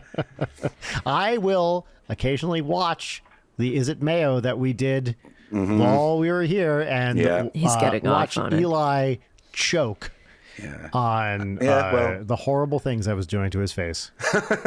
Again, context needed for that statement. I don't But think yeah, so. that Agree to was a disagree. Is delight. there? Yeah, bless him. But thank you for coming back. You are truly one of my favorite people, and it is always a delight to talk to you. And congratulations. on 10 Yay! years of 10 Cheap years, Show. and we finally won something I can Yep. explain to my mother, because when my mum was like, oh, what did you win? And I said, shower, not a grower. I had a very long conversation with her about what that meant. Uh-huh. Yeah. I can love I it. can only Well, imagine. Where do people just search up Cheap Show? Is there anywhere It specific really you want is to point people that to? simple. Our website is the one-stop shop for all Cheap Show stuff, so thecheapshow.co.uk. But from there, you'll find links to where we are elsewhere. And we have a fortnightly YouTube show now called Cheap Shots, where we just put a camera in front of us and we talk for 10, 15 minutes, and then we stop. And whatever happens in that 15 minutes gets uploaded. Oh, so manageable. Yeah. Laziness, really, and a desperation to be loved by a wider audience. Well, if you're not listening to Cheap Show, go do it right now. Because Yeah, go on. You might hate it, but fuck it. What else are you going to do for an hour? That's right. Cheap Show. Remember the Cheap Show motto. If you hate it, go fuck yourself. Yeah. Same for late night. That's so right. Yeah, take that to true. heart, folks. And see you next time. Bye, everybody. Bye-bye. Bye. Late Night is produced by Brian Wecht and Leighton Gray. Sign up for our Patreon at patreon.com/LeightonNight. Follow us on Twitter at LeightonNight, on Instagram at Leighton_night, or email us at leightonnight@gmail.com.